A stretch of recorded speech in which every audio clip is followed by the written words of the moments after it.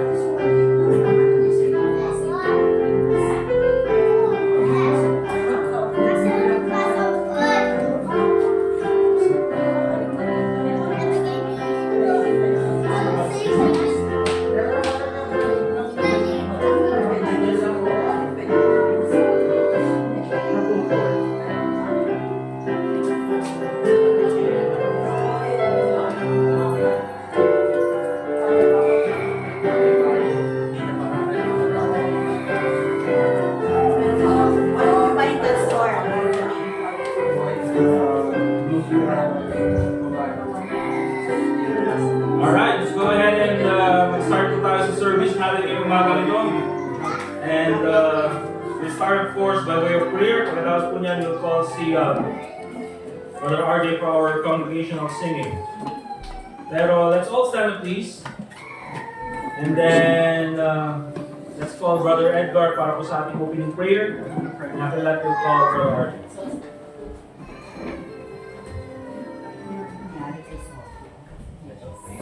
Dear Lord, once again, thank you po sa araw na ibinigay niyo para pagsamba para po ay worship namin and ano din po sa time na kami po yung makakapag-pakinig lang niyo sa akin.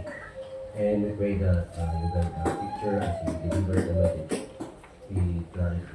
And we also pray for understanding sa amin po and sa mga kasama po namin na nakarating let's take us and go to church. So, pray in Jesus' name. Amen. Let's sing page 188 po mga kapatid, The Love of God, page 188. Bawit po tayong lahat, amen? Mga kapatid, bawit po tayong lahat, amen? Page 188, The Love of God, on the first verse, all together now. The love of God is greater far than some or can ever tell. It goes beyond the highest star and reaches to the lowest hell. The guilty pair bow down with care. God gave His Son to me. His erring child irreconciled and parted from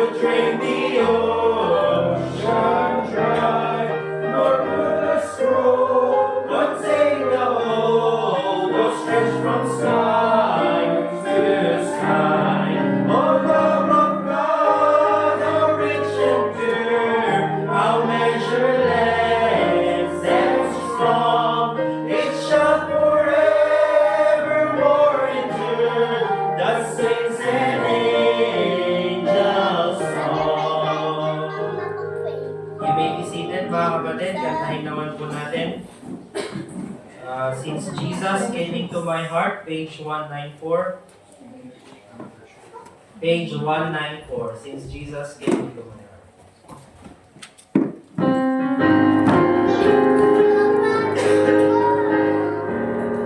On the first verse, let it sing.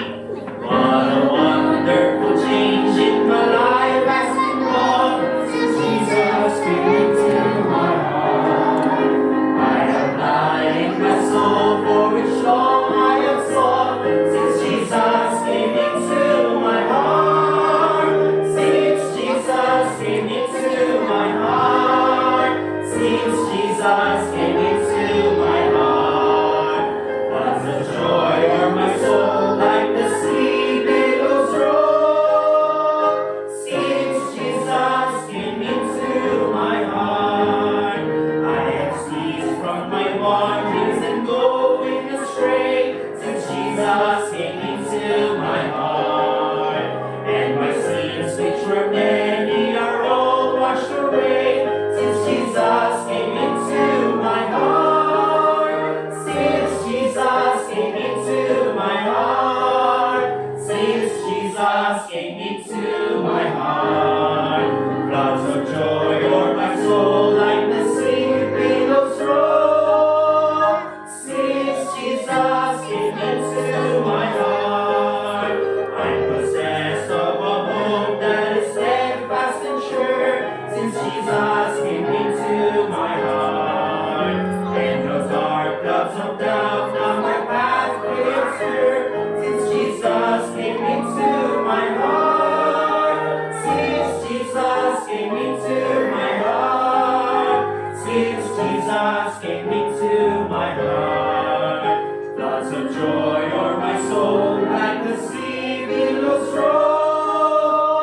Since Jesus came into my heart, last verse, I shall go there to dwell in the city I know. Since Jesus came into my heart, and I'm happy, so happy as onward I go. Since Jesus came into my heart, since Jesus came into my heart, since Jesus came into my heart, floods of joy o'er my soul like the sea billows roll. Since Jesus came into my heart.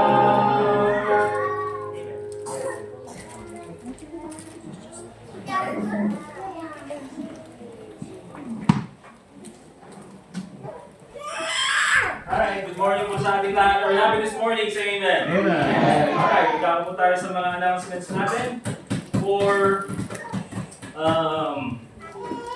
sa March muna mga kapatid. Again, this month, we're focused on financial emphasis or financial stewardship emphasis, financial management.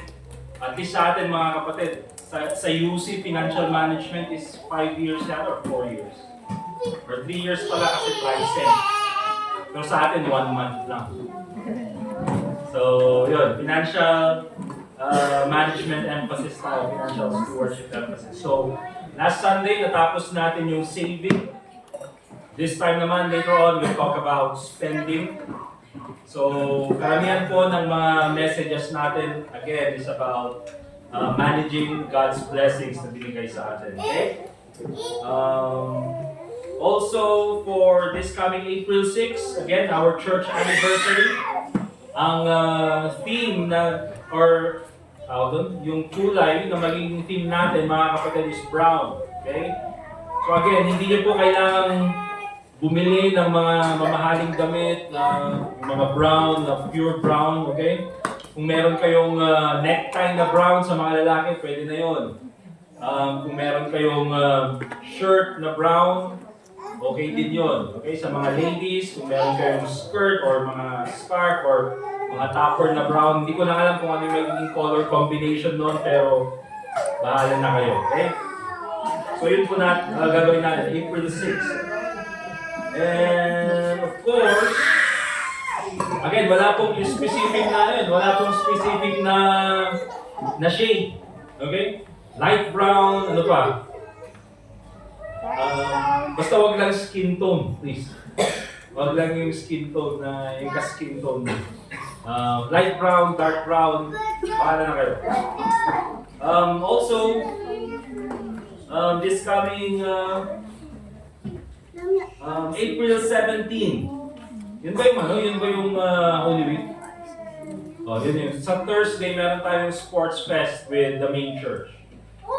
So, yun. Sama tayo sa sports fest. Meron daw silang prepare na mga sports. Tayo naman, let's prepare dun sa... Yung sports kasi natin, mga kapatid, is yung mga archery, mga ganun. Archery, mga ganun, mga gandang sports natin. Skydiving. Para tayo nung mag-enjoy. Hindi, mga scuba diving, mga ganun. Hindi, pero yung mga, I think yung mga games nila is yung team sports para, mag-mix yung mga iba't ibang mga members ng iCrest, okay? So yun po, April 17 yun. Let's join that and let's enjoy doon sa time na yun. I think that's a good time para sa family also. April 28 to May 1, meron tayong church conference dun sa main church. I'll talk sa mga young people, dun sa mga pwedeng mag-attend. Also, mga kapatid, as we have mentioned, we'll have also dun special offering every time na meron tayong service. So after po ng service natin, meron tayong, or after ng regular offering natin, we'll have special offering for our upcoming anniversary this April 6. And doon po sa soul winning, mga kapatid, sa Saturday, sila Brother Dustin ng alas 3 ng hapon, di ba? Dun sa Bakaking. Sila Brother Anthony sa Wednesday, 4 p.m. doon sa La Trinidad. And then si Sister JC naman, Central Business District na lang. Kung saan na pupunta eh. SM Burnham. Everyday hanggang 10 to 1. Tuesday to Saturday, 10 to 1. Yes, This Monday, we have some friends visiting from out of town that will be soul winning. I don't know exact time, but in Burnham, they'll be soul winning there. Actually, I think Levy and Irish will also be there Monday morning, I think, or before lunch, I think. I'm not sure on the exact time. And then also Wednesday when we go, we'll go probably earlier than afternoon. Alright, so sa Monday, ang oras? What time? No exact time? I don't know. I believe they said morning, so I'm guessing around 10 a.m. Okay, so Burnham. dun sa mga bakante ng 10 a.m. for Monday, you can join kay Brother Anthony. Message na lang si Brother Anthony. This coming, or tomorrow, Monday, okay? Alright, so that's it for our announcements. Let's call Brother Anthony for our Bible reading. And after that, dadama tayo sa ating congregational singing.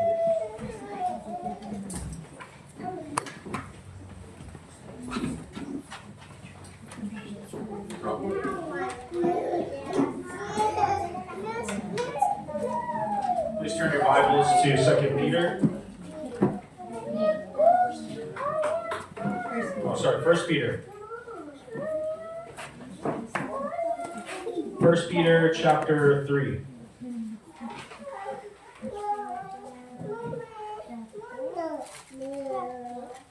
So just wait a moment for everyone to get there.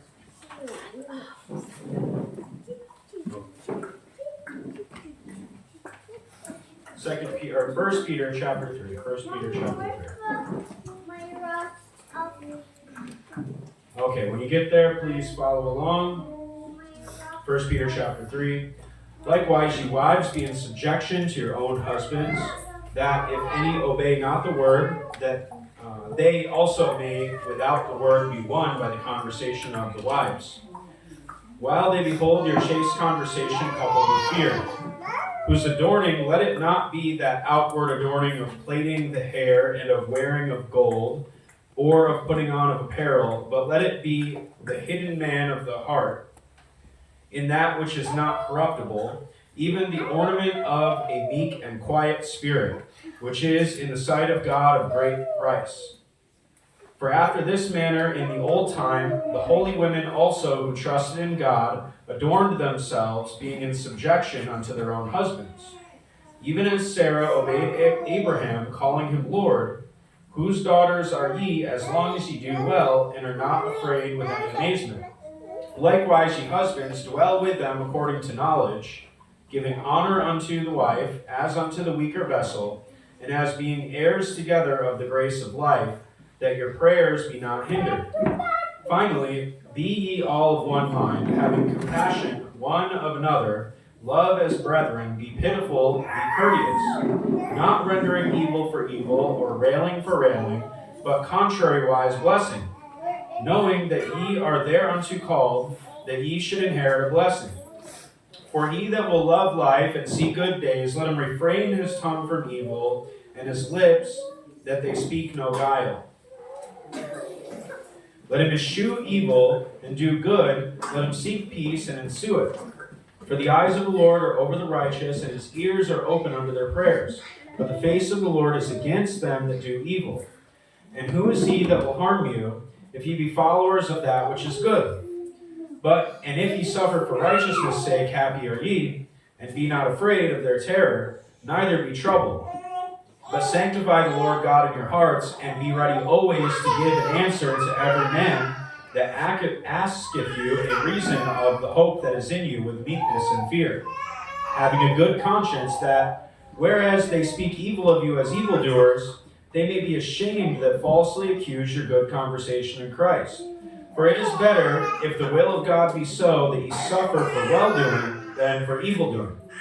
For Christ also hath once suffered for sins, the just for the unjust, that he might bring us to God, being put to death in the flesh, but quickened by the Spirit, by which also he went and preached unto the spirits in prison, which sometime were disobedient, when once the long suffering of God waited in the days of Noah, while the ark was a preparing, wherein few, that is, 8 souls, were saved by water. The like figure whereunto even baptism doth also now save us, not the putting away of the filth of the flesh, but the answer of a good conscience towards God by the resurrection of Jesus Christ, who has gone into heaven and is on the right hand of God, angels and authorities and powers being made subject unto him.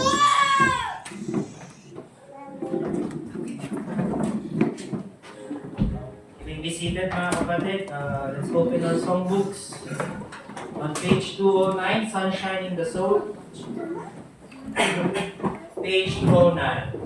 Kumain po tayo lahat. Amen. Page 209. Kasan po natin on the first verse. There is sunshine in my soul today, more glorious and bright, than glows in any earthly sky. For Jesus is my light. Oh, there's sunshine, there's a sunshine, and the peaceful, happy moments roll. When Jesus shows his smiling face, there is sunshine in the soul. There is music in my soul today, a carol to my King. And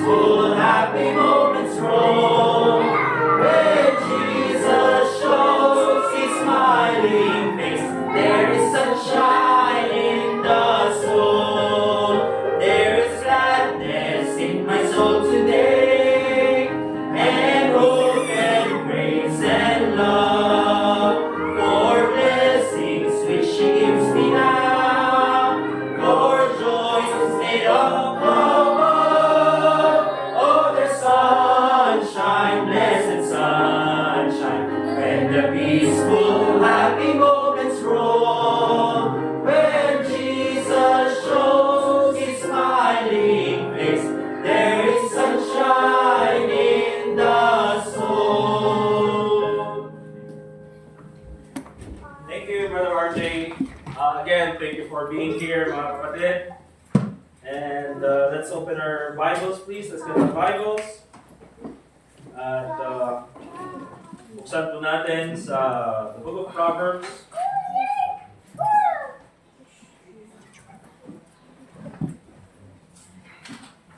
And we'll read Proverbs chapter 21 and in verse 20. Okay? Again, ang topic po natin this Sunday, tapos na tayo sa saving. Ngayon naman is sa spending. Okay? Saving and then spending. Proverbs chapter 21 and in verse 20, ang sabi ng Bible, there is treasure to be desired and oil in the dwelling of the wise. So sa tahanan ng taong wise, so hindi lang ito knowledgeable but knows how to apply knowledge. Eh sabi ng Bible, there is oil. Nandun yung mga bagay na kailangan and also treasures to be desired, even the wise. Okay? But sabi ng Bible, but a foolish man spendeth it up. So makikita natin dito yung distinction between wise and foolish. The foolish man, the Bible says, just knows how to spend. Spends everything. So ang title po ng ating lesson this morning, mga kapatid, is Biblical Principles for Wise Spending. Again, mga kapatid, all of us are spending money. Lahat po tayo ay nag-spend. Kailangan po natin yan, mag-spend.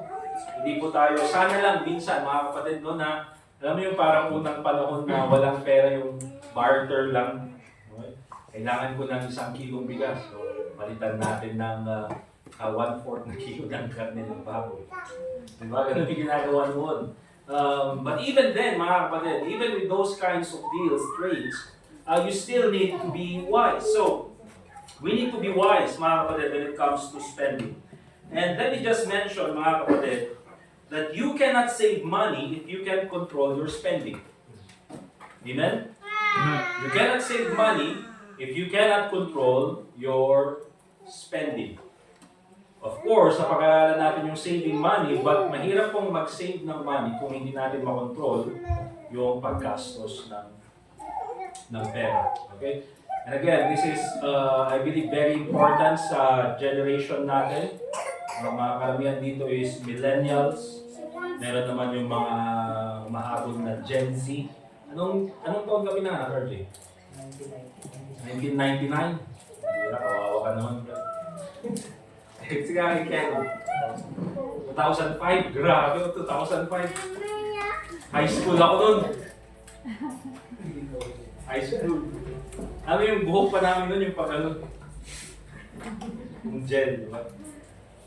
But anyway, mga kapatid, this is very important because tulad ng sabi ko, financial management, it's not taught in schools. Hindi po yan na ituturo sa atin. Ituturo sa atin, mga kapatid, kung paano magtrabaho, how to make money, but they don't teach us how to save or even how to spend or even how to manage yung money na nasa atin. Kaya marami po sa atin, mga kapatid, sa generation natin, may mga trabaho, may mga pinagkakitaan, pero parang hindi makaipon or hindi maka-advance sa kanilang buhay because of, I would just say, mga kapatid, karamihan sa atin, financial illiteracy. Okay? Hindi natin alam yung about sa finances natin. So let me just go ahead and show you some bad habits in spending. Ano yung mga bad habits natin minsan, mga kapatid, na minsan ito yung nagiging rason kung bakit hindi tayo or parang waldas lang tayo ng waldas ng pera. Okay? First of all, mga kapatid, let's take a look at Proverbs chapter 21 and in verse 5.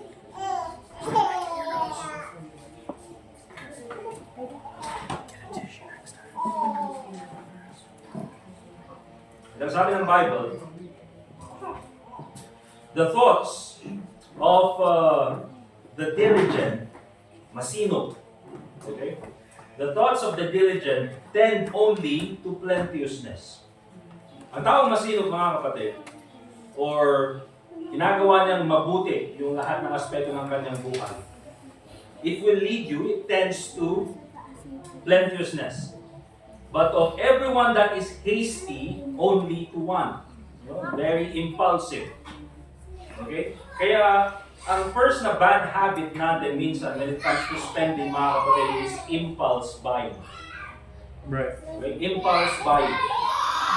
Alam mo, pag pumunta ka sa mall, and then biglang may nakita ka, ito na yung gusto ko, and then binili mo, without even thinking, hindi mo man lang pinag-isipan, hindi mo diniscuss sa iyong asawa, hindi mo man lang binigyan ng panahon, okay? So, binili mo lang dahil nandun, or binili mo dahil nakasave, without even thinking about it.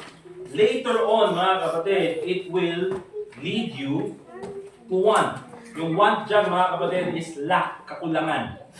Ay pag gastos ka ng gastos, katulad nung Psalm chapter 23 verse 1, the Lord is my shepherd, I shall not want. Dahil ang Panginoon ang nag-lead sa atin, wala tayong kakulangan. Yun yung ibig sabihin ng want dito. Okay? So, if you are hasty in spending, or hindi mo man lang pinag-isipan, later on, tsaka mo makikita, alam, wala nang pambili ng bigas. Bakit? Kasi you did not even think about it. Okay? So, impulse buying, that is something na bad habit sa atin. Mga kapatid, oftentimes, karamihan sa atin, sabihin natin na, ay, pagpunta naman ako sa mall, di ko, pinag-isipan ko lahat ng binibili ko. However, mga kapatid, you don't have to go to the mall nowadays. Ngayon, meron ng Shopee, Lazada, ano pa, Shopee, Lazada, meron yung, ano? Temu. Oh, yun, Temu. Ano ko na yun? Napakinggan ko na. Meron pang, Alibaba? Kailangan yata ng credit card dun eh. Shein, yun. Shein, ano pa?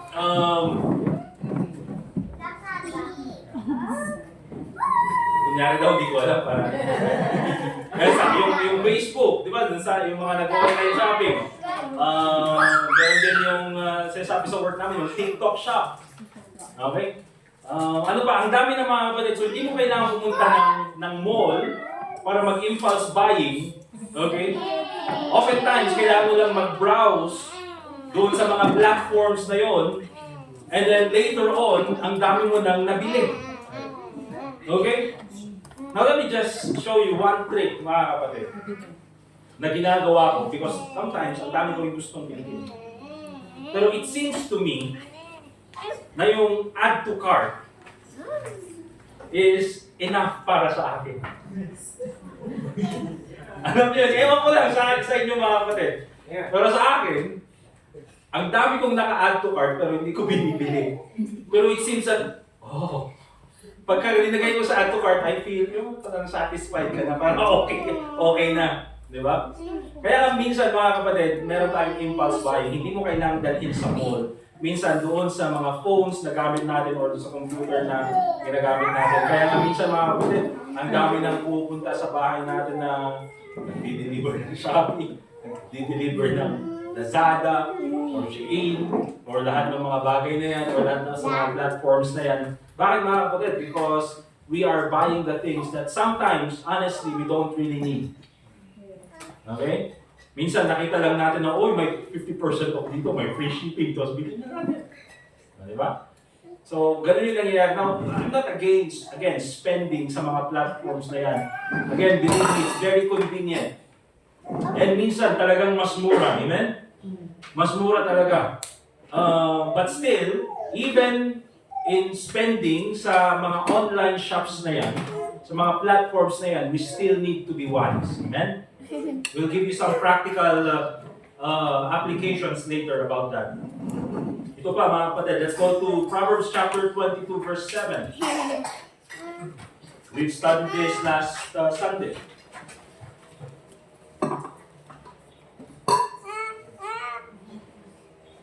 Proverbs chapter 22 verse 7. The Bible says, the rich ruleth over the poor, and the borrower is servant to the lender. Okay? And the principle here, mga kapatid, minsan a bad habit that we have in spending is spending beyond our means. Okay? Hindi naman natin kaya, pero ginagastusan pa rin natin. Okay? It's beyond our capacity to pay. Pero ginagastusan pa rin natin, mga kapatid, because sometimes akala natin nandyan naman yung installment na payment, nandyan naman yung anong tawag doon, sa S-pay later, nandyan yung mga different offers na pwede natin gawin para mabili ito, although hindi natin kaya, although hindi talaga kasali sa budget. Again, mga kapatid, spending beyond your means, and that's another bad habit na kailangan natin tanggalin. Right. Also very important, not budgeting. Okay? Nandyan na naman yung budget, pasok yung budget. Again, we're talking about wisdom when it comes to spending. Sa Luke chapter 14, verse 28, ang sabi ni Jesus Christ, "For which of you, intending to build a tower, sitteth not down first and counted the cost, whether he have sufficient to finish it?" So, ang sabi ni Jesus Christ, sino ang magpapatayo ng isang tower, isang tore, which is, sabihin na natin, something that involves engineering, construction, materials.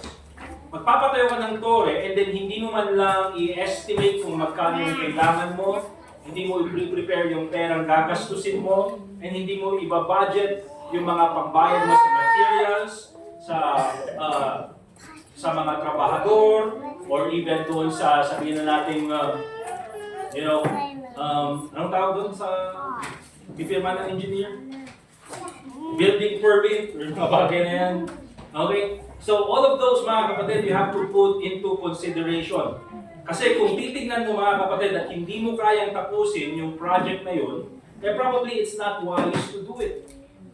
Okay? Kasi may iwan lang na nakatiwang-wang. So, it's very important, sabi ni Jesus Christ, when it comes to these things, that we need to have a plan, we need to have a budget. Okay? And so, when it comes to us, mga kapatid, when it comes to our spending, it's very important din na kapag meron tayong income, whether it be sa 15th of the month or the 30th of the month, or probably once a month, dumarating yung income na yan, it's very important that there must already be a budget so that hindi tayo mag-overspend. Amen? Amen. Kasi pag walang budget, mga kapatid, this is the tendency pag walang budget. The tendency if there's no budget is to overspend. Every time. Pero kung may budget, there's no overspending. And under that, mga kapatid, let me also mention to you that under that budget, the first thing that's be on that list is our tithes and offering. Amen. Okay? Dapat nandyan po yung ating tithes and offering. Malachi chapter 3 verse 10, and I'm not preaching on this, hindi po ito yung focus ng ating lesson yung umaga nito, this will be later on. Malachi chapter 3 verse 10, the Bible says, "Bring ye all the tithes into the storehouse, that there may be meat into mine house. And prove me now herewith, saith the Lord of hosts, if I will not open you the windows of heaven and pour you out a blessing, that there shall not be room enough to receive it." Remember this, mga kapatid, we do not tithe because of the blessings na binanggit sa Malachi chapter 3 verse 10. Right. We don't do that para mag-tithe tayo, para mag-bless tayo. We tithe because God blessed us already. Right. Bakit? Saan ba nanggaling yung tithe mo? It came from the blessings that God has already given you. Okay? So we do give our tithes to honor God. Kaya first po dapat yan doon sa budget natin. Whenever we receive a budget, dapat number one na hinihiwalay natin is yung tithe para sa Panginoon. Remember this, mga kapatid. Many Christians, meron tayong budget. Okay? I think that's very practical. Karamihan tayo, we have a budget. Ang problema is that yung tithes natin, doon sa last part. Okay? So nakahiwalay na yung para sa spending or para doon sa food, electricity, nakahiwalay na yung para doon sa lahat ng mga necessities natin. And then, yung naiwan, doon na lang tayo kukuha ng tithe. Kaya minsan, sa may mga Kristiyano, kulang yung tithe ko kasi oftentimes nakalagay doon sa last. But here's the thing, mga kapatid. Bible says, love the Lord your God with all thy heart, with all your soul, with all thy mind. God is our priority. So pag meron tayong income, ang first na hihiwalay natin is none other than the tithe. So that we can give our tithes, and then, kung meron mang kulang later on, let me tell you this, we are the ones who are going to adjust. But I would tell you, mga kapatid, I would tell you this. The Bible says, seek ye first the kingdom of God and His righteousness, and all these things shall be added unto you. Amen. When you prioritize God, I don't think that you're going to have any lack. Amen. Pag uunahin mo ang Panginoon, hindi ka magkukulang. Amen? So those are the things, bad habits in spending that we need to avoid. Impulse buying, spending beyond our means, and not budgeting. Now let's go, mga kapatid. Let's focus a little bit doon sa planning and budgeting. Okay? So nakita natin yung binanggit ng ating Panginoong Jesucristo in Luke chapter 14, verse 28. Alright? Talking about doon sa tower. Okay, kailangan meron kang budget, there must be a plan. And the reason why ginagawa mo yan is so that you will not overspend and so that you will not, you will be able to finish the project. Because here's the thing, mga kapatid. Imagine na tayo ay, magta-travel tayo and then pupunta tayo sa isang lugar na hindi natin kabisado, without any maps, without Waze siguro, without Google Maps, without direction. You see, mga kapatid, anong mangyayari dyan? Magpapabalik-balik ka lang. Okay, magpapaikot-ikot ka. Bakit? Because you don't know where to go. You don't know the direction kung saan ka patutungo. And so, later on, it's not only a waste of resources, it's also a waste of time. It's also a waste of energy. And maraming nasasayang. Bakit? Because we don't have a plan. We don't have a budget. Kaya it's very important, mga kapatid. Create a monthly budget na naka-outline yung ating income, our expenses. I'm not sure if hindi ko pa kasi na-check, pero I don't know, maybe you can try this, yung the budgeting app. Okay, nakita ko lang sa Google Play. I think it's very important kasi ilalagay mo doon yung income mo, and then ilalagay mo yung mga necessities kung saan ka gagastos, and then later on ipapakita niya kung sumusobra ka ba doon sa budget. Lahat ng spending mo kailangan mo ilagay dito. Okay? And then makikita mo kung meron kang masasave. Alright? But that's the thing, mga kapatid. We need to have a plan. We need to have a budget. But remember this, mga kapatid. What's always the plan? What's always the purpose? Ano ba yung purpose? Why we are becoming wise spenders of God's blessings? The principle here is this, mga kapatid. Tulad ng sabi ko last Sunday, faithful in least, faithful in much. Okay? Faithful in least, faithful in much. It's very important to understand, mga kapatid, that later on we'll take a look at dito sa Bible. Those who are good in managing God's blessings, God bless them more. Okay? Those who are good in managing God's blessings, dito sa Bible, mga kapatid, God bless them more. Right. Because bakit ka bibigyan ng Panginoon, mga kapatid, ng isang bagay that you don't know how to manage? You see, all of us, mga kapatid, karamihan sa atin is that we want to have, sabihin na natin, lahat sa atin, let me just, okay, who among us wants to have 1 million pesos? Raise your right hand, please. Gusto mo 1 million, taas nyo lang kamay nyo. 1 million pesos. No trick question, just, you just want 1 million pesos. Raise your right hand, honestly. Oh. Lahat tayo, mga kapatid, we want 1 million pesos. Gusto ko yan. Di ba? Gusto ko yan. Gusto ko ng 1 million pesos. However, mga kapatid, why would God give you 1 million pesos if you can even manage 10,000 pesos? Kung doon sa 10,000 pesos pala mga kapatid, we can't even make a budget. O doon sa 10,000 pesos pala mga kapatid, we can't even give our tithes. What's the tithes of 10,000 mga kapatid? Ha?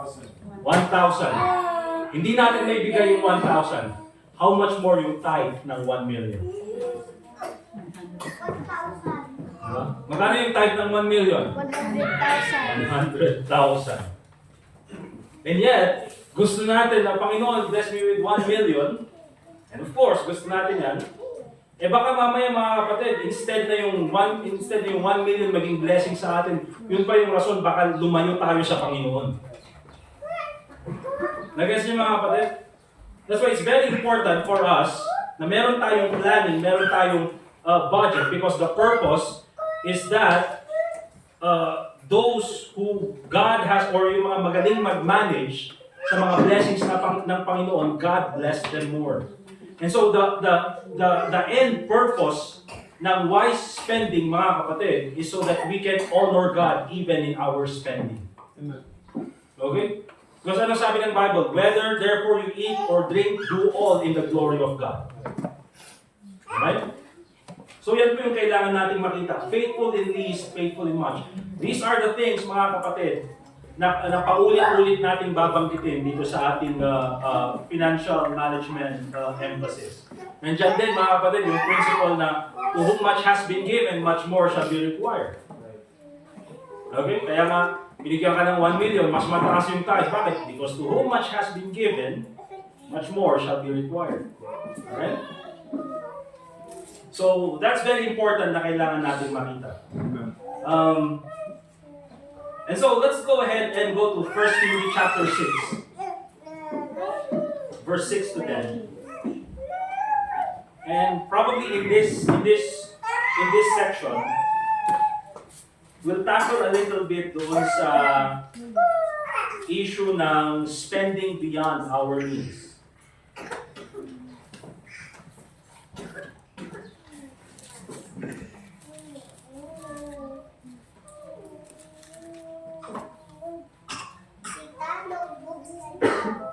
Spending beyond our needs.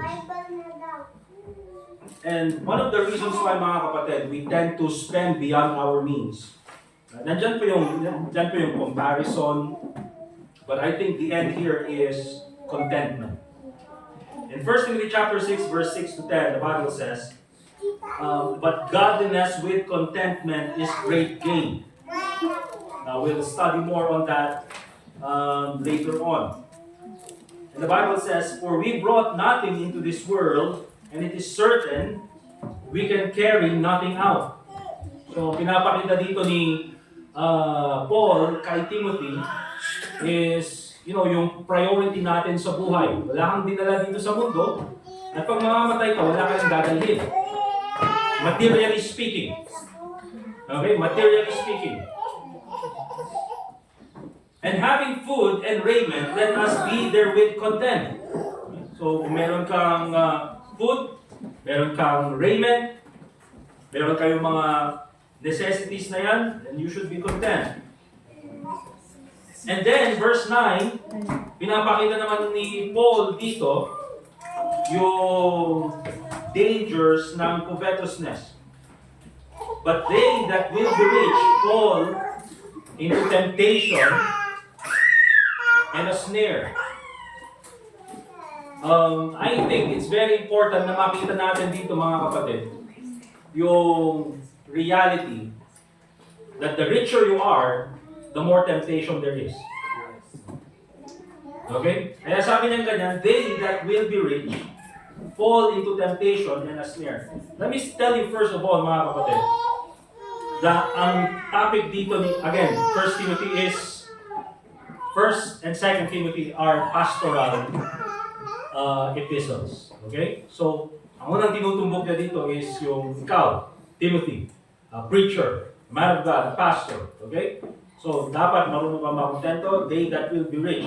And here's the thing, mga kapatid, hindi lang po yan applicable sa mga preachers, hindi lang yan applicable sa mga pastors. Applicable po yan sa lahat sa atin. Okay? That the more the money you have, the more temptation there is. Okay? later on, nakikita po natin kung bakit. Ang sabi niya ganyan, and a snare and into many foolish and hurtful lusts. Kaya minsan mga kapatid, yung mga may pera, iniisip nila, dahil may pera na sila, subukan na natin mag-casino. Wala namang pera, wala namang planong mag-casino. Di ba? Wala siyang planong mag-casino, ang alam niya lang Tommy. Hindi, joke. Wala siyang planong mag-casino, nung wala pa siyang pera. Pero nung may pera na, subukan na natin mag-casino, nakon-feeling. Di ba? And again, mga kapatid, yan po yung nangyayari. And what's the result of that? Which drown men in destruction and perdition. I'd like to look at the word drown, mga kapatid. And oftentimes kasi yung drown na yan, kahit mga kapatid sa panahon natin, tayo mga Pilipino, anong tawag natin sa taong maraming utang? Lubog sa utang. Diba? Oftentimes, mga kapatid, because we are not content with the things we have and we are spending beyond our needs, meron yung mga tao, mga kapatid, even Christians sometimes, utang so that mabili nila yung gusto nilang bilhin, and then later on, they find out that they are not satisfied doon sa binili nila, but in the end, wala na kasi gubog na sila sa utang. Drowned. Kaya ang feeling nila, malmalmus. Okay? And that's the reality in many people nowadays. Drown men in destruction and perdition. The Bible says, for the love of money is the root of all evil, which while some coveted after, they have erred from the faith, and pierced themselves through with many sorrows. Minsan mga kapatid, pag pera lang talaga yung focus natin, pag pera lang talaga yung parang nandun lang yung priority natin sa buhay, oftentimes, that's the reason why nawawala tayo sa pananampalataya. Okay? Tapos tingnan nyo dyan, which while some coveted after. Pag sinabi natin coveted, yan lang yung talagang nasa isip niya. Magkapera. And then, what's the result? They have erred from the faith. Nawala sa pananampalataya. Kaya nga po mga kapatid, maraming Kristiyano na faithful sa church. Diba? Nung hindi pa ganun kasagana yung buhay. Faithful sa Panginoon. Nung simple pa lang yung buhay. Pero nung blines ng Panginoon at dahil hindi niya alam i-manage yung blessing ng Panginoon, yun pa yung rason kaya nawala siya sa church. Bakit hindi ka makapag-church? Kasi binabantayan ko yung bahay. Ano bang nasa bahay nyo, Brad? At kailangan natin bantayan. Diba? So oftentimes, ganun po yung nangyayari. The Bible says, and pierce themselves through with many sorrows. Just imagine mga kapatid, ang isang tao na palaging nag-upgrade. For example, gamitin natin para mas maka-relate ang bawat isa sa atin. For example, yung bagong iPhone. Okay? Ano ba yung iPhone ngayon? Huh? iPhone 6? So, iPhone 6 na ngayon. 16. iPhone 16. Now, hindi ko masamang magka-iPhone, I think. Hindi naman masamang magka-iPhone. Kung gusto ng iPhone, okay lang. I think there's nothing wrong with that. Pero ang sinasabi ko dito is, every time na may lalabas na iPhone, okay? So lahat na, meron ka ng collection sa bahay. iPhone 1, 2, 3, 4, 3G, 3GS, 4, 4S, 5, 5S, 6, 6 Plus, 7. So, yun na mga kapatid, lahat na. Kasi every time na meron lalabas na iPhone, kailangan mong bilhin. And kaya, ano yung naging kalabasan niyan mga kapatid, na palaging nag-upgrade, palaging akala niya yun yung magsasatisfy sa kanya. Pero pag may lumabas na naman na bagong model, I'm already discontented with this one, I have to buy another one. Unnecessary spending. Right. Okay? Well, in fact, mga kapatid, I think kahit sa panahon natin ngayon, kung meron kang Nokia 3210, gagana pa rin naman. Hindi ko sinasabi mga kapatid na Nokia 3210 pa rin kayo. But I just think mga kapatid na kung nawala yung Nokia 3210, parang okay. Pero pag nawala yung iPhone, post natin sa BSF sa Baguio Sumbungan Forum. Minsan naman ang importante din is yung SIM, di ba? Believe nyo na yung SIM. Alright? Kaya, oftentimes mga kapatid, that's a cycle of discontent. Alright? So, hindi natin sinasabi mga kapatid na bawal mangarap. I think it's good na lahat tayo ay mangarap. We should have goals para sa buhay natin. But again, godliness with contentment is great gain. Now, we'll go into detail with that later on. So let me give you some examples of wise spending. Biblical examples of wise spending. Let's go to Genesis chapter 41.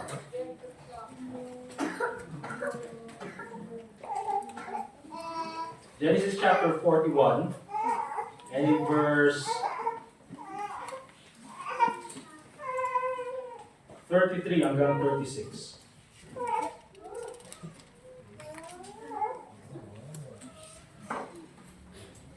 Genesis chapter 41 verse 33 to 36. The Bible says, "Now therefore let Pharaoh look out a man discreet and wise, and set him over the land of Egypt."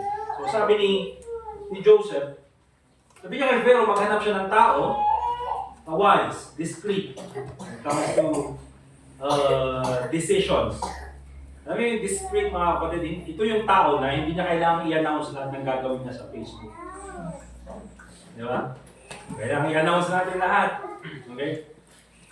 And wise, alam niya kung paano gamitin yung resources ng Egypt.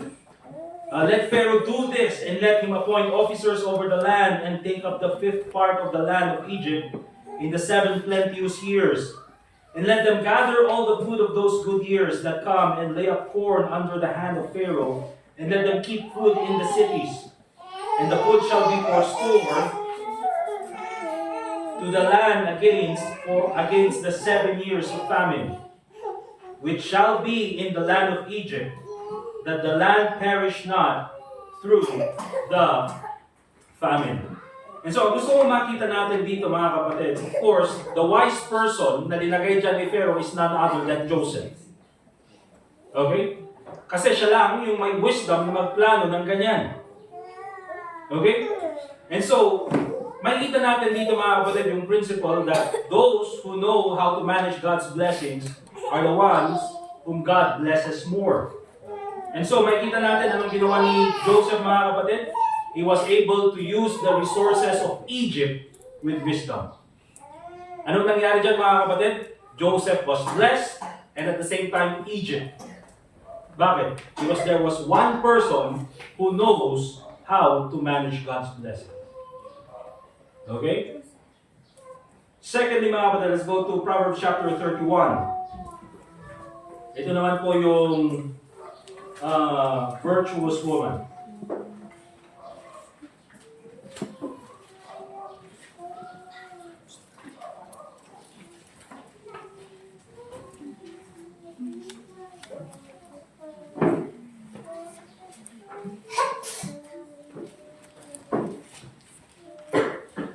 Proverbs chapter 31, verse 16 to 18.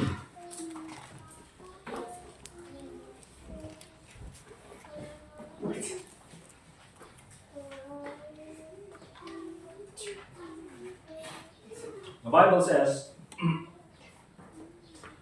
Proverbs 31, verse 16 to 18, "She considereth a field and buyeth it, and with the fruit of her hands she planted a vineyard. She girded her loins with strength, and strengthened her arms. She perceiveth that her merchandise is good. Her candle goeth not out by night." And even if, kung babasahin niyo po mga kapatid, yung buong Proverbs chapter 31, one of the reasons why tinawag siyang virtuous woman is because itong virtuous woman na ito mga kapatid, she's very wise in spending. Okay? Kaya nga even po doon sa verse 11, the heart of her husband doth safely trust in her so that he shall have no need of spoil. And so, kung titingnan po natin mga kapatid, all those biblical examples na nakita natin, itong si Joseph and even yung virtuous woman, the reasons why they are blessed by God is because they know how to manage God's blessing. Right. Again, mga kapatid, the principle is this. To whom much has been given, much more shall be required. Faithful in least, faithful in much. Mga kapatid, yung mga katagang yun, nakikita rin po natin sa Bible. Okay? So let's go and talakayin po natin itong practical tips in spending. Alright? Practical tips in spending. Let's go to Proverbs chapter 27. And we'll read verse 23 and verse 24.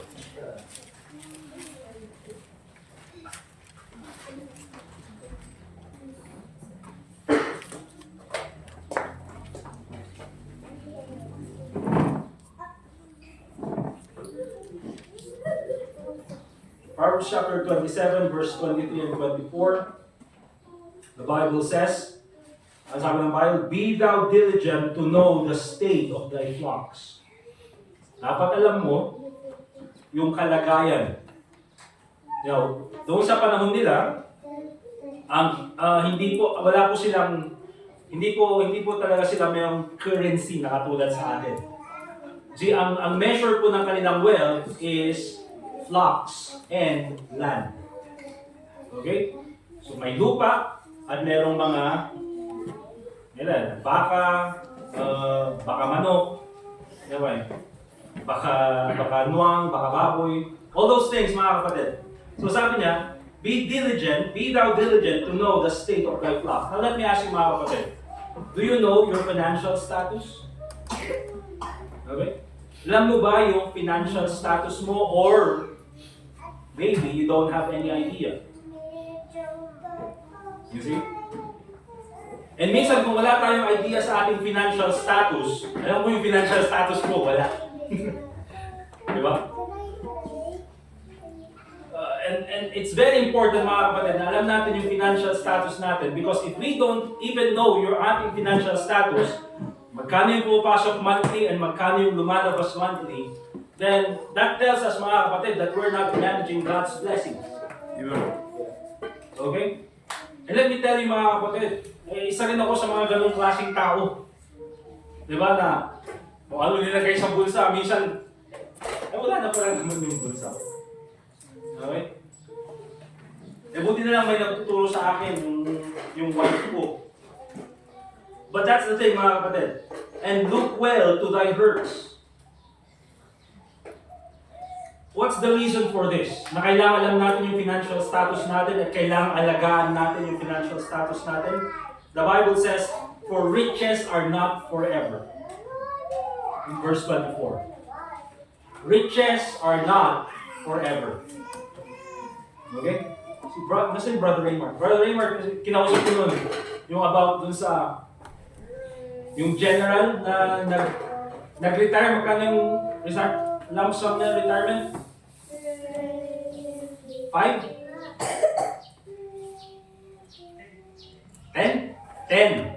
10 million. And then after ilang years, 1 year more or 2 years? After 2 years, walang natira. 10 million mga kapatid.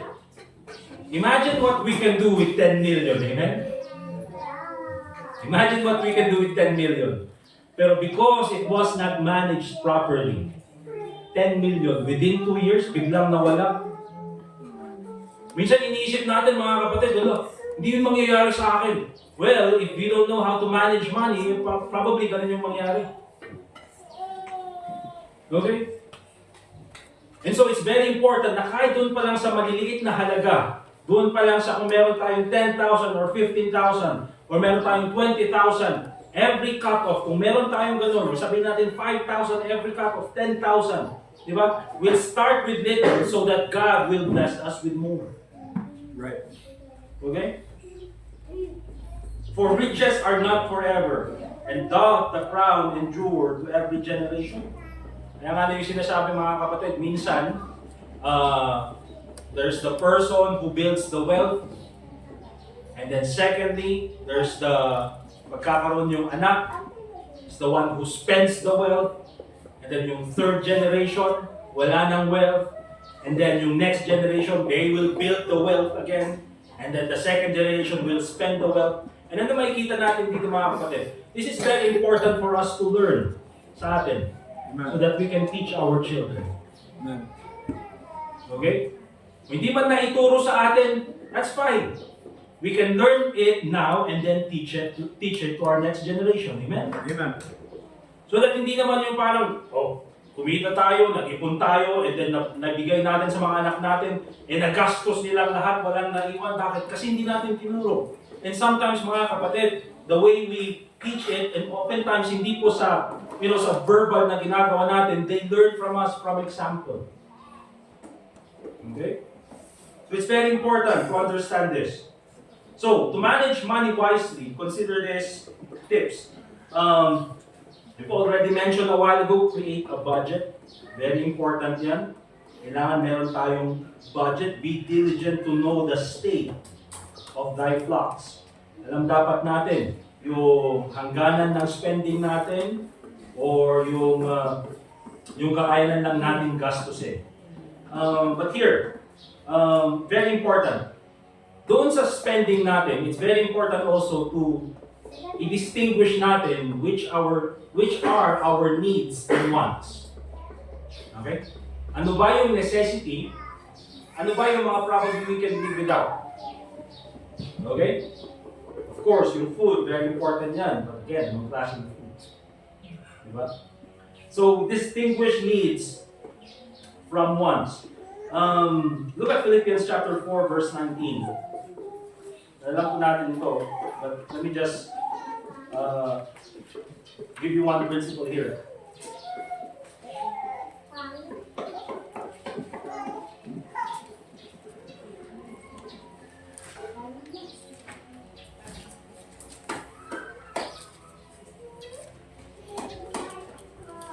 Distinguish needs from wants. In Philippians chapter 4, verse 19, anong pinakita ng Panginoon? God shall supply all your needs according to His riches and glory by Christ Jesus. Again, very specific na binanggit dyan ng Panginoon is yung ating needs. Because yung mga needs natin, mga kapatid, yan talaga yung priority. Okay? So it's very important for us to distinguish our needs and our wants. Of course, yung mga needs na yan, we need to buy them. Kailangan mo ng bigas. Kailangan mo ng food. Kailangan mo rin ng cake. Probably not. Diba? But of course, nandyan yung necessities natin. So, let me mention this when it comes to wants. It's okay to spend on your wants. Okay lang. Hindi naman po natin sinasabing masama. As long as you have the budget for it. Okay? Or as long as it's within the budget.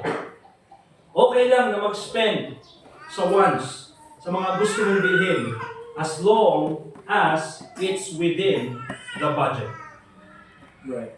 Okay? Kasi hindi naman natin sinasabi mga kapatid na, dapat walang bibili ng wants sa atin, dapat needs lang. Mga kapatid, if God has blessed you with enough na pwede mong magamit yan to buy your wants, not only your necessities, so you can take your family on a trip, yun, makapag-relax kayo, makapagbakasyon kayo, or you can buy a property, you can buy something na gusto mong bilhin, makabili ka ng mas magandang phone or mas magandang gamit. It's not wrong as long as it's within the budget. Okay? Because again, what's the purpose of the budget? Para hindi po tayo mag-overspend. So that hindi po darating yung time na, naku, wala nang natira. Bakit? Kasi hindi nasunod yung budget. Alright? So it's fine to spend your wants as long as you have the budget for it. Also, let me mention, ito, doon sa Shopee or doon sa mall, remember this. Not because it's on sale doesn't mean you have to buy it. Okay? Not because it's on sale doesn't mean you have to buy it. Uy, naka-sale, 50% off. Diba? 50% off. Naka-sale. O binili mo nga. binili mo ganyan at sasabihin mo, uy, alam mo, magkano natipid ko dito, 50% off. Ano sasabihin ng isa? Alam mo, kung di mo binili yan, 100% off sum. Diba? So, hindi dahil naka-sale, it doesn't mean na kailangan mong bilhin. Okay? Alam natin kasi minsan, kaya nga po mga kapatid, yung sale na yan, it's a marketing strategy, alam po nila yan, because pag sinabi mong sale, oftentimes, pag nakita na yung mga tao, nakita ng customer, nakita yung clients na sale, or even yung percent off na yan, mga kapatid, ang immediate response nila, oy, magkano kaya, para bilhin na natin agad. Kasi sale, limited time offer. Yung mga call to action na yun na limited time, naku, kailangan na natin bilhin, baka mawalan tayo ng sale. Okay? When in fact, ang dami pala dun sa bodega nila.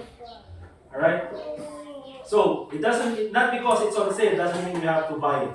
So, distinguish needs from wants. Another practical tips in spending. So, very important. Avoid debt when possible. Okay? Iwasan ang utang kung kinakailangan. Hindi, ano yung kinakailangan? Avoid debt when possible. Hanggat maaari yun. Iwasan ang utang hanggat maaari. Again, the principle in Proverbs chapter 22 verse 7 is that the borrower is servant to the lender. You cannot break that principle, mga kapatid. The borrower is servant to the lender. Even if you go to Romans chapter 13 verse 8.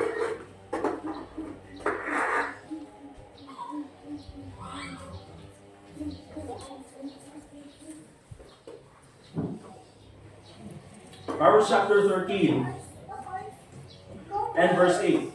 Ano sinasabi diyan ng Romans? Owe no man anything. Pero ang sinasabi niya, but to love one another. There's, I believe, a direct correlation between those two phrases. Okay? Owe no man anything but to love one another. And again, yung sinasabi niyang love one another, mga kapatid, is focused on the church. You see? You see, mga kapatid, what's the reason why some members or may mga church members na nag-aaway-away? Minsan dahil sa utang. Okay? Minsan dahil sa utang. Because, mga kapatid, minsan magandang kausap ang isang tao.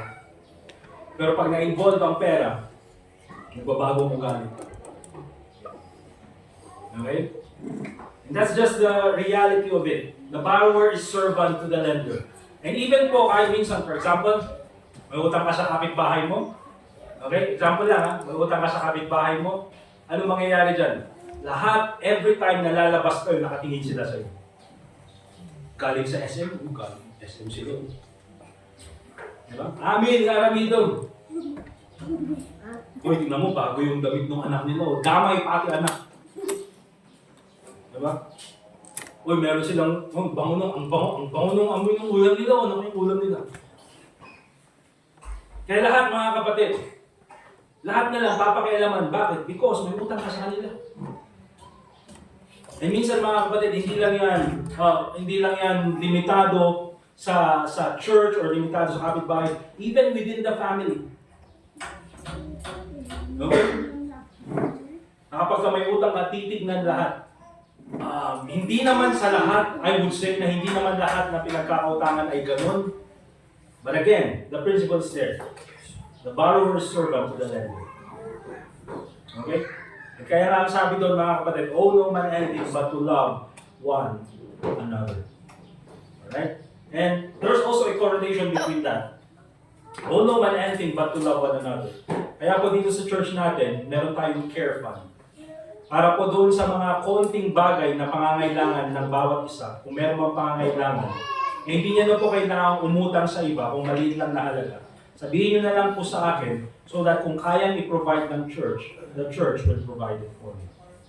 Para hindi na po pupunta sa utang. Amen? Okay? Piruin mo, nag-away dalawang members sa church dahil lang sa utang na 1,000. Masisira yung samahan sa loob ng church dahil lang sa utang na 1,500. Di ba? Kung pwedeng iwasan dyan mga kapatid, imbis na lang na pautangin natin, tulungan na lang natin. Nagets niyo po? But again, yan po yung principle doon. Avoid debt when possible. Avoid high interest installments. Diba? Yung mga installment. Ilang ano natin babayaran? 6 months. Okay lang. Basta diba? Makuha na natin agad. But anong nangyayari mga kapatid? Napakataas yung interest. And then, anong nangyayari mga kapatid? Imbis na maging relax yung buhay, naging komplikado yung buhay tuloy. Laki ng babayaran eh. Right? Okay, ito, very important. Don't spend for the sake of impressing others, please. Tulad ng sabi ko mga kapatid, we're in the age na very practical na tayo. Tapos na sa atin yung panahon ng formahan. Diba na kailangan maporma agad. Kaya kung titignan sa atin minsan mga kapatid, diba? Minsan hindi na tayo pumuporma masyado. Amuhin yung mga lalaki dito, wala rin nagpapabango dito. Okay? Because nandun na tayo sa time mga kapatid, hindi natin kailangan pumorma. We're very practical. So we don't have to spend money to impress others. Okay? So, wag po tayong magpadala doon sa pressure ng iba na may sasakyan din, dapat may sasakyan din tayo. Ganito yung sasakyan, dapat ganito yung sasakyan natin. Okay? Remember mga kapatid, we don't have to spend money to impress others. It's not practical, and by the way mga kapatid, it's not the best way. It doesn't show any wisdom when it comes to spending. Right. And of course, very important, practice contentment. Okay? Now, dun sa 1 Timothy chapter 6, verse 6, nabasa natin kanina, godliness with contentment is great gain. Remember this. Contentment is not about living in poverty. Bakit? Because God commands us to work. Okay? Hindi po yan kontento dahil wala na talaga. At the same time, mga kapatid, God provides everything that we need, but at the same time, ang sabi ng Panginoon, that those who will not work is not going to eat. Okay? Kaya we do our best also to provide for our family.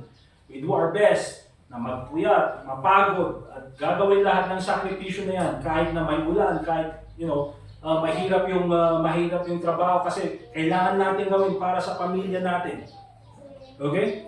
So, nandyan din dapat mga kapatid yung ating goal para sa ating pamilya. So, contentment is not about living in poverty. Bakit? Because God commands us to work. But pag sinabi natin contentment, this is living a life without covetousness. Okay? Kasi hindi po pwedeng magsama ang contentment and covetousness. And you know what mga kapatid? Oftentimes, covetousness is triggered. Later on dun sa lesson natin in the afternoon, we'll talk about lust and temptation. But let me tell you mga kapatid that covetousness is triggered by the things that we see. Mine eyes affected my heart. Okay? Oftentimes mga kapatid, the reason why nagiging covetous tayo is because of the things that we see. Of course, pag pupunta ka sa Facebook Marketplace at titingin ka sa mga bagay na hindi mo kailangan, pupunta ka sa Shopee at pupunta sa mga bagay na hindi mo kailangan, titingnan mo yung mga bagay na hindi mo kailangan, later on, you're convincing yourself, ay, kailangan ko ito. Kailangan ko na rin bilhin. Okay?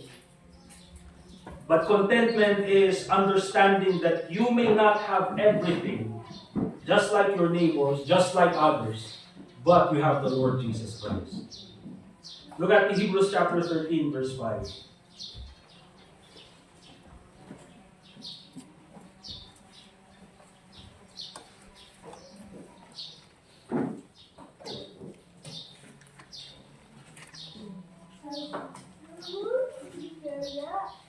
Hebrews chapter 13, verse 5.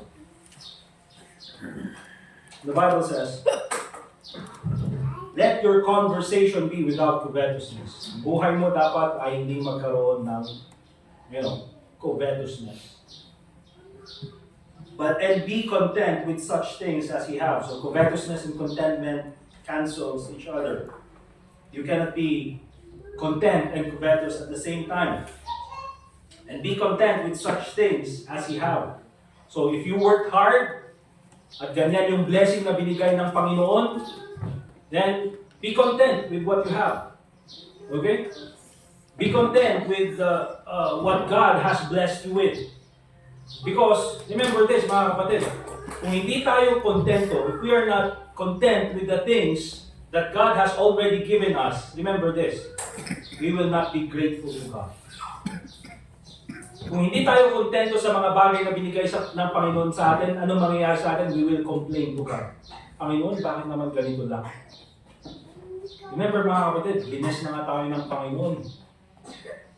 Okay? So be content with what you have, because the Bible says, for He hath said, sabi ng ating Panginoon, I will never leave thee nor forsake thee. So saan manggagaling yung contentment na yan mga kapatid? Actually, it's not on the material things, or it's not on the things that we have. We are content because we have the Lord Jesus Christ. Kaya contentment mga kapatid is not about what you have, it's about having the Lord Jesus Christ.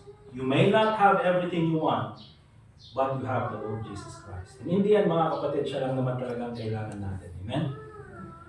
And so it's very important, mga kapatid, for us to be wise, not only in saving our money, but also in spending our money. Remember this, you cannot save money if you cannot control your spending. So it's very important na matutunan natin itong mga bagay na ito. Again, mga kapatid, sabihin natin, I'm already 30 plus, 35 years old, 36 years old. That's good, mga kapatid. It's not too late. Amen? Kaya pa natin matutunan itong mga bagay na ito. Again, for another reason, so that pwede natin ituro dun sa mga anak natin. Amen? Let us pray. Dear God, Heavenly Father, once again, we thank you for this time that we can study your word. Lord, I pray that you will give us wisdom in managing the blessings that you give to us. Like you have said, Panginoon, in your word, that we ought to be faithful stewards of the things that you have given us. That it is required that a man be found faithful, stewards that a man be found faithful. Lord, help us manage the things that you have given us. And I pray that you will continue to bless each and every one of us. Not only spiritually, Panginoon, just like what we always pray, but also on the material aspects of life. Lord, I pray na ikaw po sana at patuloy na magbigay sa pangangailangan ng bawat sa amin. I also pray that you continue to bless each and every one of us. Lord, and also, Lord, help us become a blessing to others. Lord, help us save money.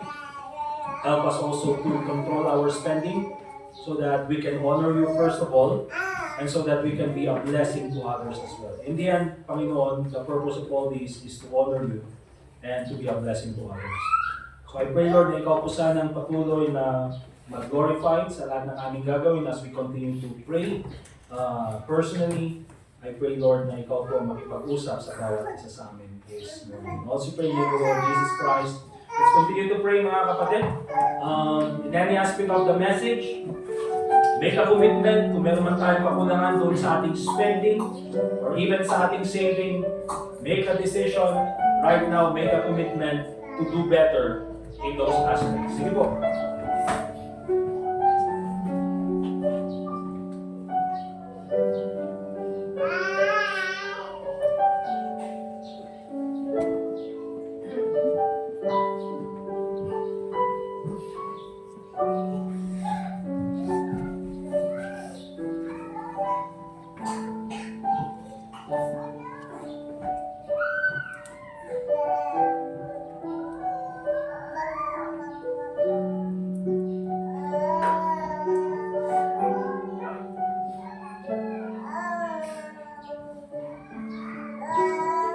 Dear God, Heavenly Father, once again, we thank you for this time that we can pray.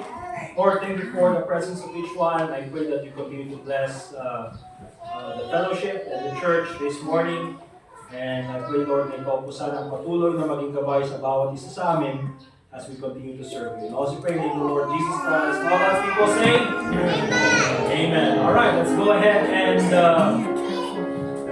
give our offerings this morning.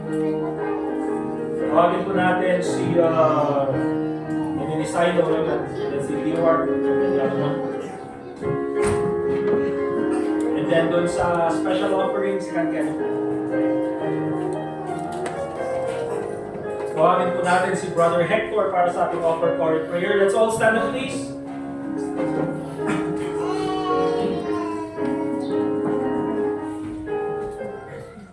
Let's pray.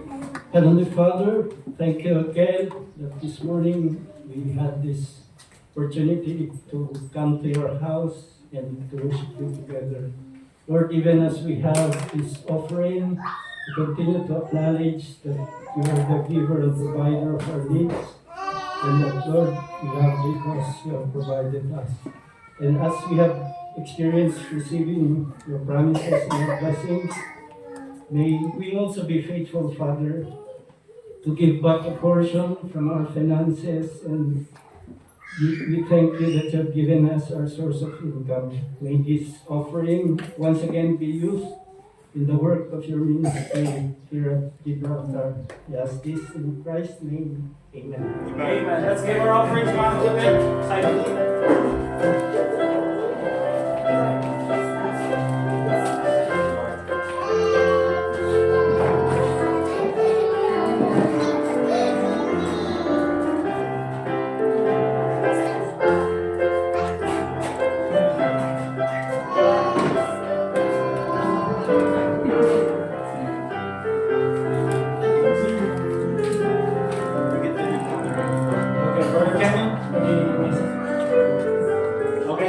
Para sa ating anniversary, if you have extra, kung meron lang pong extra, idagdag po natin para po panggastos sa anniversary po natin. I don't think I have one. We're gonna sing.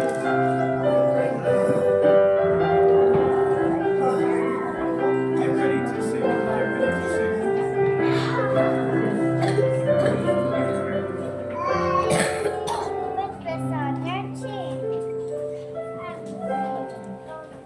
Alright, so meron po tayong mga food na na-prepare. Mag-lunch tayo dito. And then after that, alauna, we'll have our afternoon service. And again, let's take the opportunity to fellowship with one another. Amen? Alright, let's all stand up, please. Yung naipon po natin para sa anniversary natin is umabot na po ng 4,000. So, sige, patuloy lang po tayong magbigay hanggang sa last Sunday ng March para po may dagdag natin doon sa gagastusin natin. Yung focus na, yung goal natin is 30,000, pero praise God, meron na tayong 4,000. Okay? So, kung makalahati man natin yung 30,000, di at least meron na lang 15K na idadagdag manggagaling sa general fund. Okay? Alright, let's go ahead and get our songbooks, please. You ready? We'll sing Ring the Bells of Sit Heaven. up. Song number 192.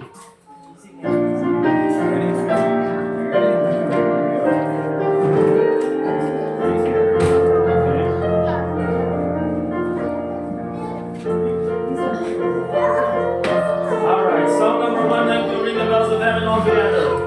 Ring the bells of heaven, there is joy today, for souls hurting from the wild. See the Father meet, sing out upon the way.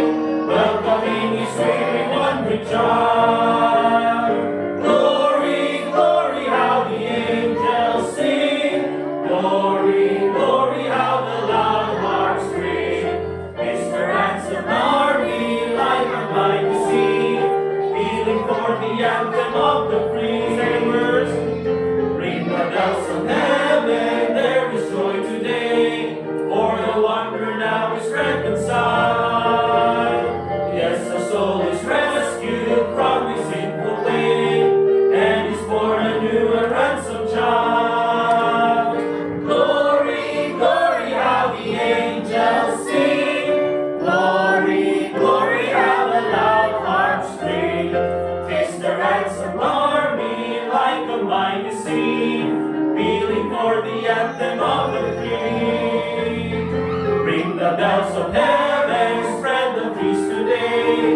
Angels swell the glad triumphant strain. Tell the joyful tidings very far away, for a precious soul is born again. Glory, glory, how the angels sing.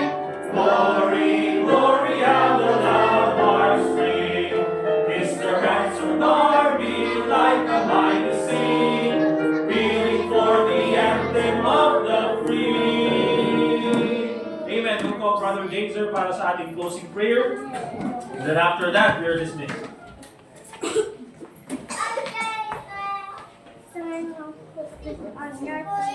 Dalangin. Ikilang ang Diyos sa lahat, Panginoon, sa oras na ito. Salamat sa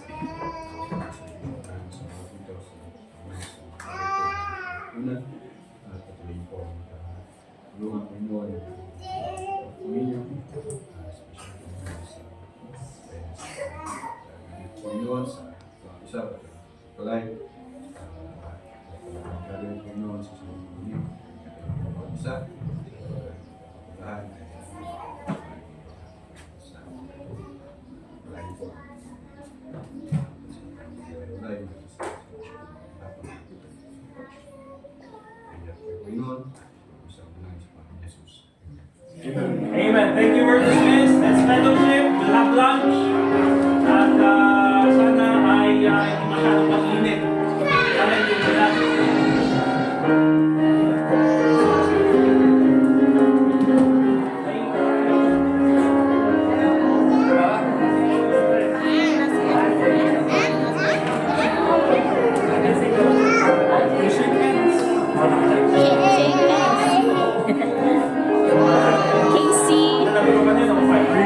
Casey. Yes, Tuesday, right? Yeah, Tuesday. Kain mo na kami.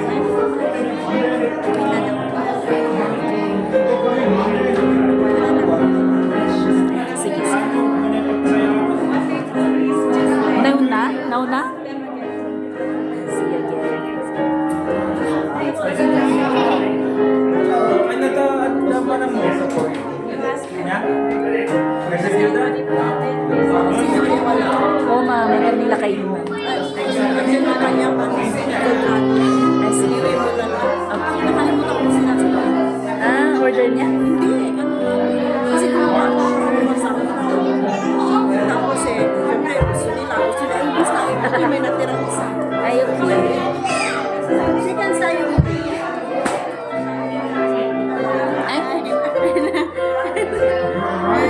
March 10th, we will have our own Tingin niya sa nanay. March 10th. Water dusty. Uy, nandito ka na. Yes po. Ano? Bakit yung mga ate wala? Mamaya, kakain pa kaya. Bakit hindi sila sumama? Ikaw lang ang nandyan. Saan sila McLean? Nagpatay na baby daw si McRae. Sa baby.